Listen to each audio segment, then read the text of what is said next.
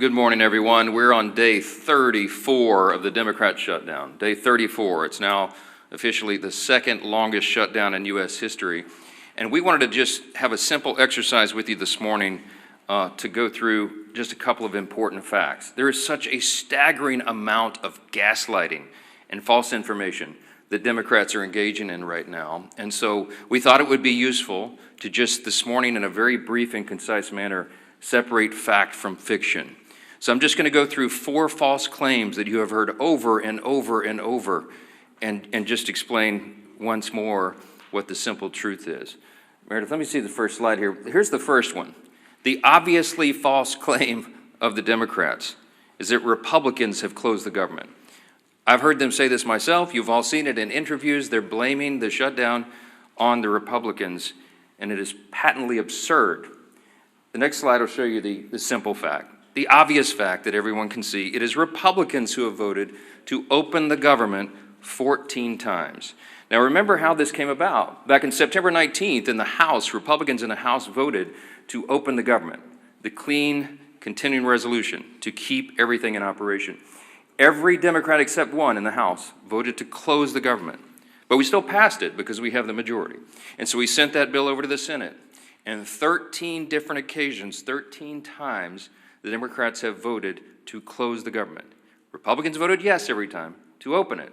Republicans in the Senate and the House voted to keep the lights on, to pay service members and our troops who are in harm's way, Border Patrol agents, TSA, air traffic controllers, all federal workers. They voted to ensure that women, infants, and children nutrition programs continue and that SNAP benefits continue to go to the American families who are in need. But by contrast, the Democrats have voted no every single time. And what is outrageous to us is that they have gone onto the Senate floor. Senate Democrats, they have voted no. They have voted to close the government. And then they have gone out to the hall, to the nearest camera they can find. And they have looked into the lens and said, Republicans are shutting down the government. It makes no sense. It's the most extreme example of gaslighting in the history of American politics. And many in the media have allowed them to get away with that. It's shameful. Let me show you another obviously false claim. Obviously false claim number 2 of the Democrats is that Republicans are being unreasonable. Well, here's the fact. Let me see the next one. The fact is very simple. Republicans are refusing to accept the Democrats' outrageous demands. Now, why do we say that? Now, remember, the Republicans passed a clean continuing resolution. It was nonpartisan. It was a simple bill that would open the full government, and we could do that today. If they would pass that today, with 0 strings attached, everything would be flowing again and the government would work. Importantly, remember that we offered that CR in good faith. And why do we say that? Because it was offered after a bipartisan, bicameral negotiation between both chambers. Because you see, you had the appropriators, Republican and Democrat appropriators, who got together and decided, they agreed on the need for a short-term CR so that they could continue their negotiations on the full-year funding bills. But this is something Democrats have spoken passionately about and acted upon many times in the past. We've recounted here every day. 13 different occasions in the Biden administration, they passed continuing resolutions. They did it most recently in March of this year when Chuck Schumer, 10 Senate Democrats, including the leader, Schumer, voted for the CR and told us how important that was. The CR that's on the table right now and has been sitting there for 45 days is nearly identical to the one that they voted on in March. But shockingly, this is the big thing. In addition to their refusal to support the CR and reopen the government, the Democrats have had the audacity to also demand something new. They demanded $1.5 trillion with a T in new spending obligations in exchange for the simple funding resolution. They filed on paper in the Senate record back in September, and it still sits there as their counterproposal. They would spend $1.5 trillion of your taxpayer funds. Included in that is nearly $200 billion of taxpayer funds that they want to use to restore free health benefits to illegal aliens. They want to spend billions in wasteful left-wing spending projects in foreign countries on things like LGBTQ plus awareness, in the Horn of Africa, all sorts of things. I could give you a long list, and we've said it here before. They want to spend $500 million to prop up left-leaning news organizations. And shockingly, in that same proposal, as their ransom for reopening the government, they want to cut $50 billion from the rural hospital fund that the Republicans just got signed into law on July 4th. That is the bill that they filed that shut down the government. And every American can see that for themselves. So their claim about Republicans being responsible is laughable. Let me go to the third one. False claim number 3, Democrats are fighting for health care. You've heard this over and over and over. Let me say something very simply about this false claim. It is the Democrats who created Obamacare. It is the Democrats who did that without any Republican votes. It's the Democrats who, by extension, have cost the American taxpayers and people who have health insurance have made their costs skyrocket. It is their policies that made that happen. And so instead of reforming it, the Democrats don't reform Obamacare. They want to subsidize it. They want to spend more taxpayer dollars. That, by the way, goes mostly to insurance companies, which makes the cost rise further. That's the Democrats' plan. When they passed Obamacare in 2010, they called it the Affordable Care Act. We know the truth is exactly the opposite. By some estimates, premiums have risen 60% in many categories since they passed that bill into law. Now, the fact is the opposite. Republicans are the ones fighting to save health care. Why? It's not just talking points to us. We do this. We have ideas, and we have already implemented ideas and measures to reduce costs, increase access and quality, and eliminate fraud, waste, and abuse. Now, why do we say it's not just a talking point? Why do we say the Republican Party is the only one advancing common sense reform solutions? Because we've proven it. We did that in the big, beautiful bill, the Working Families Tax Cut. We took a look at Medicaid, and we took on that challenge. We took action to reduce fraud, waste, and abuse in Medicaid. We got able-bodied young men without dependents off the program. We got illegal aliens off the program, and we saved $185 billion just to start.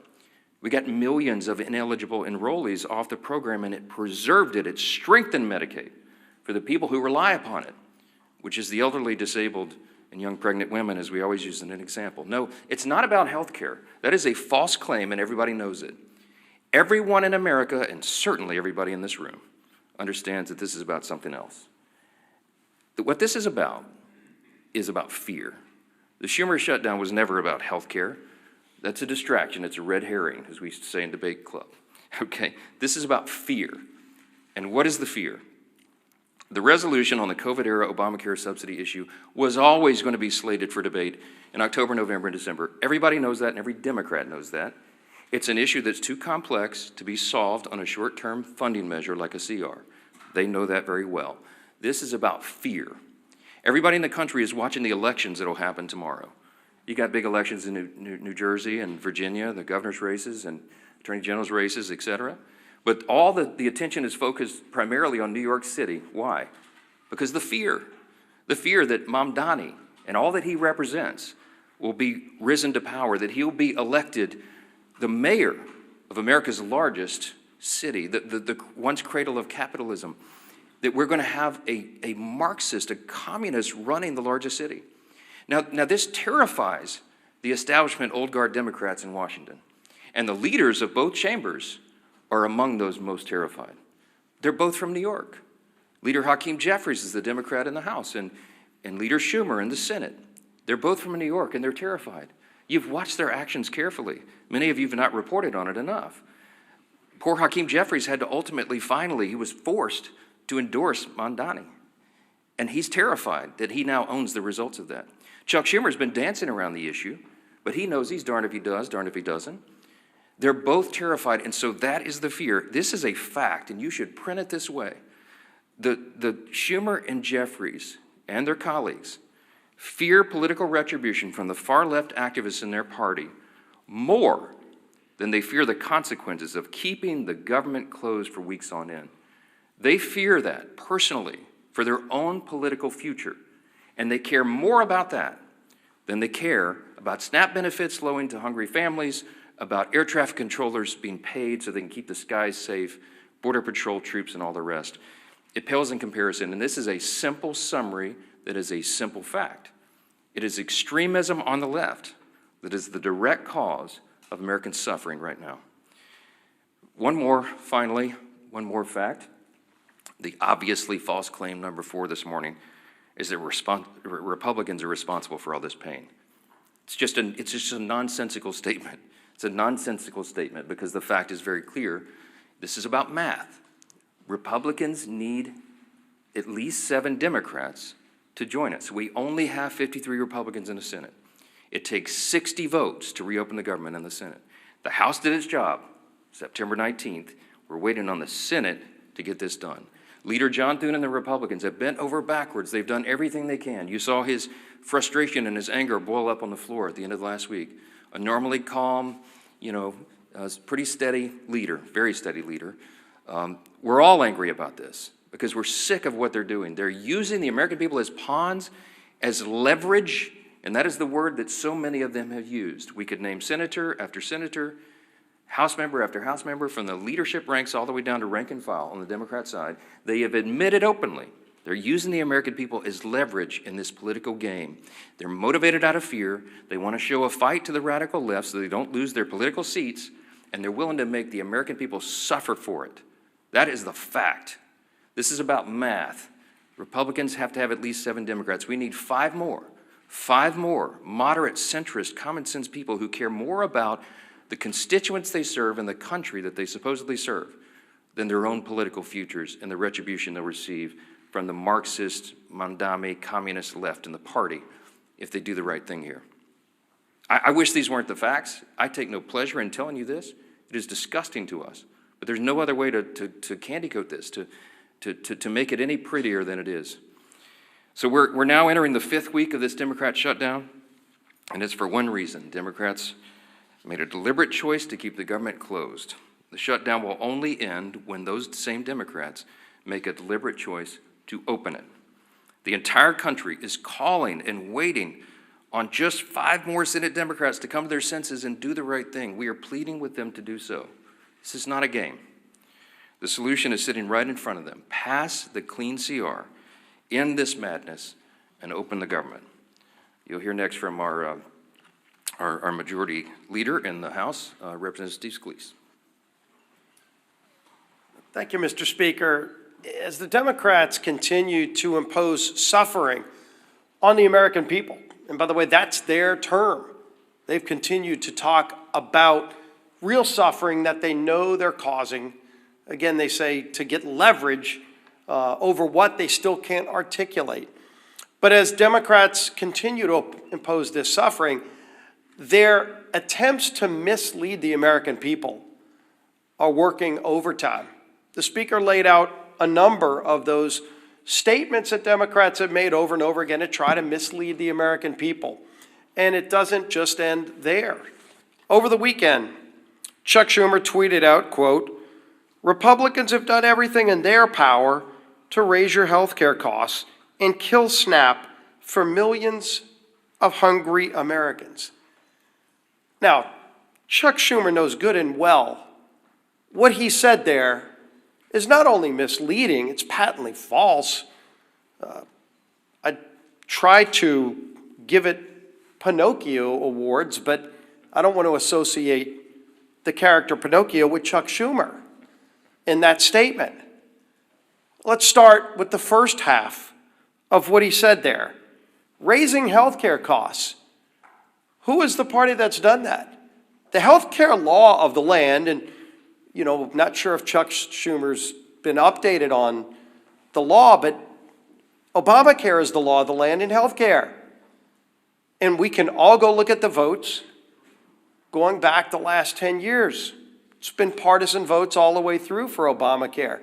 They called it, as the Speaker said, they named it the Affordable Care Act. It's been anything but. Costs for families are up over 80% in their premiums because of Obamacare. And what have they tried to do over and over again? They've tried to mask the cost. They haven't tried to work with Republicans to fix it. They've tried to mask the cost. Hundreds of billions of dollars of bailouts to insurance companies. not helping families get better options. Democrats have never cared about that.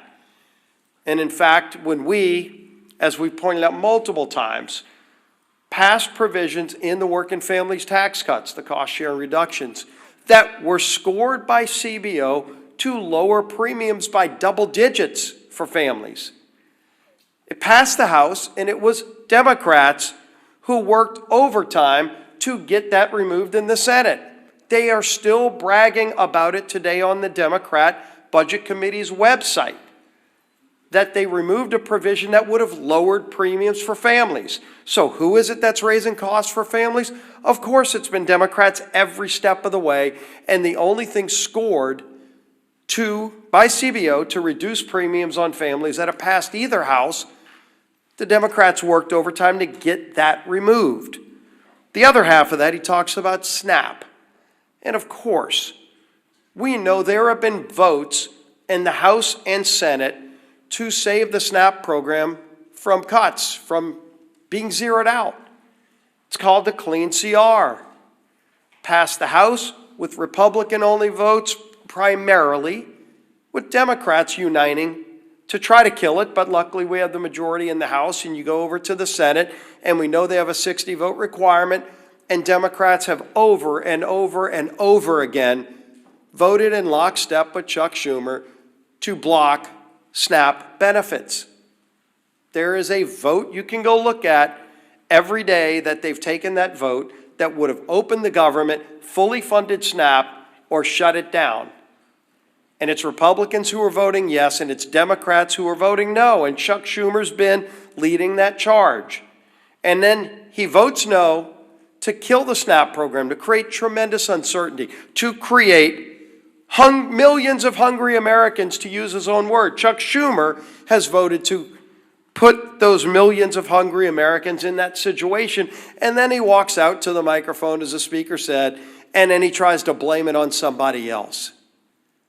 People are sick and tired of it. We're surely sick and tired of it, but the American people are suffering, to use the Democrats' term, while those same Democrats that impose the suffering are going out and trying to mislead and lie to the American people and blame somebody else for the very votes they cast. It is votes in Congress that have caused a government shutdown.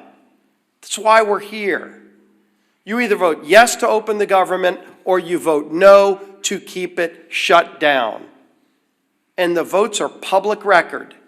And the same people that are voting to shut down the government, to deny food to families, are then walking out and trying to lie to the American people and blame somebody else for their actions. The American people won't have it. The American people will not be lied to. And it's time that Chuck Schumer and his Democrat colleagues end this madness. Let's open the government back up again and get to a negotiation on the differences we have.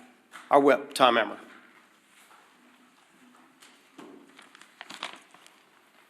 Today marks day 34 of the Democrat shutdown. Here are some headlines from over the weekend highlighting the pain the Democrats are inflicting on the American people each day that they prolong this mess. Quote, government workers, SNAP recipients feel the pain as the government shutdown drags on. Quote, staffing shortages mire air travel as shutdown stretches on.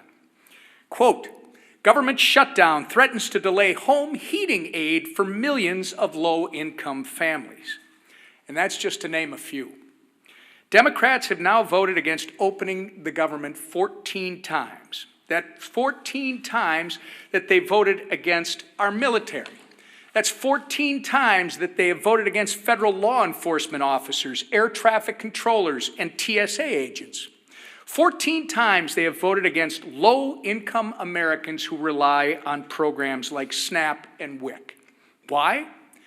Not because they actually care about lowering the cost of health care like they claim. Just look at the 68-page counterproposal they filed in the Senate. Only 1.5 pages reference health care. The other 66 outline their radical policy priorities like billions of dollars for foreign climate projects or $500 million to prop up leftist media outlets.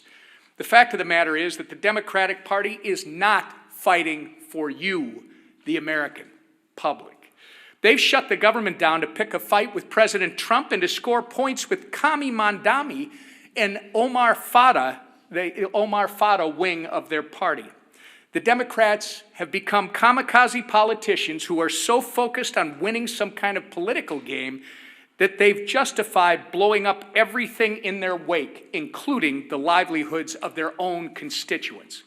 Democrat Senator John Fetterman said it best on CNN yesterday, quote, "We are hurting the very people that we fight for, and now we're getting nothing for them if we continue to keep our government shut down." Quote, "This is wrong," he went on to say, and he's exactly right. It's past time for Democrats to end the political games, pass our clean CR, and reopen the government for the people they were elected to serve. Back to the Speaker. Questions? Manu, you get it first every time. This is not fair. Last week, you came here to these mics, and you were very critical of Joe Biden's use of the auto pen, his pardons. You said you didn't even know who he was pardoning. But last night on 60 Minutes, President Trump, admitted not knowing he pardoned a crypto billionaire who pleaded guilty to money laundering. Does that also concern you? I don't know anything about that. I didn't see the interview. You have to ask the president about that. I'm not sure. Yes, ma'am. Last week on Friday, you said that if there was any way to fund SNAP, that the Trump administration would be happy to do it. Now, 2 judges have come out saying that it is likely illegal to stop SNAP payments. One is giving the Trump administration until today to make a decision on how to move forward. What have you told President Trump about how you want him to move forward? Well, he and I talked about this quite a bit over the weekend, multiple times.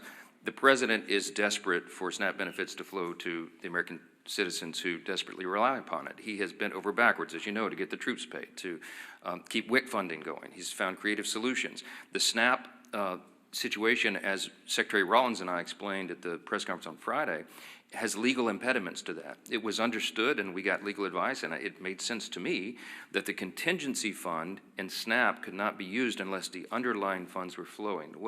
As Secretary Rollins relayed to you, this is pretty commonsensical. The contingency fund is an extra, in layman's terms, it's an extra fund that is there, for example, if you have an unexpected natural occurrence like a hurricane or something, and SNAP benefits are flowing, but you have a subset of the population that needs additional benefits, then the contingency fund would go. The way we always understood it was the contingency fund could not be used legally if the underlying fund was suspended.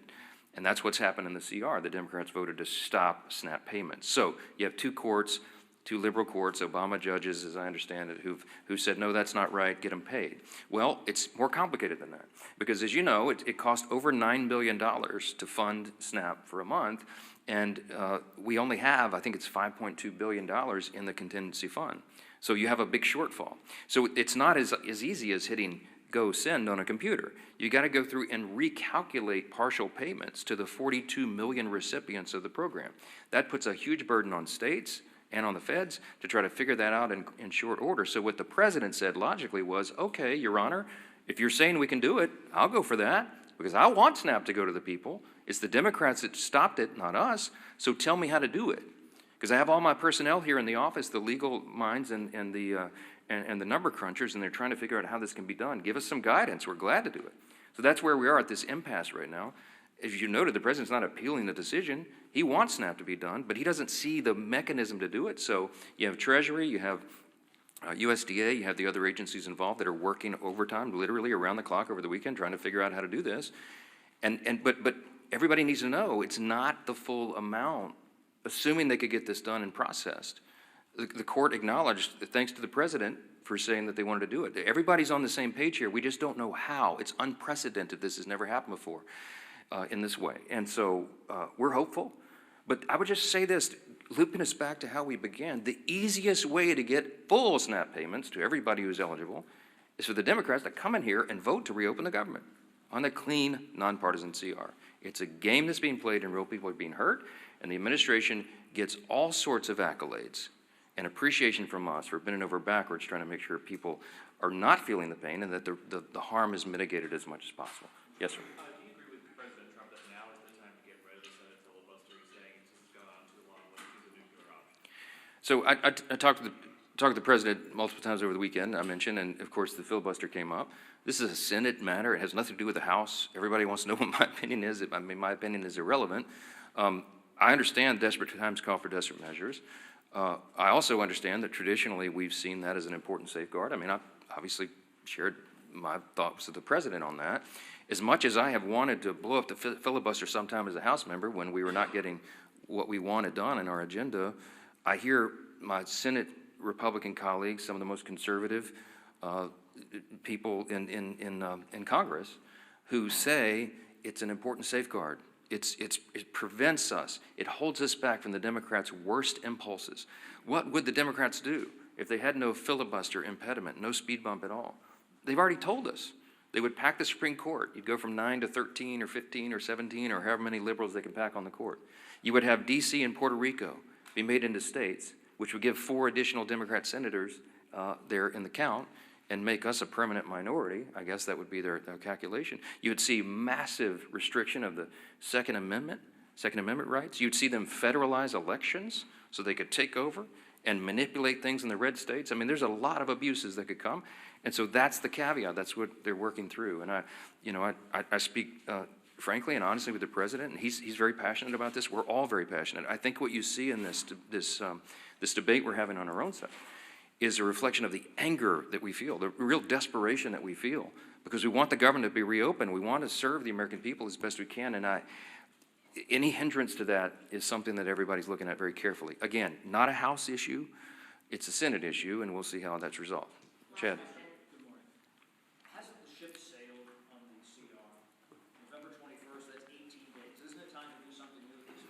We're very mindful of the calendar. We're very frustrated by that. It's part of the reason we're so angry about this, because they're eating up the clock, and the Democrats know how much more we have to do here this year.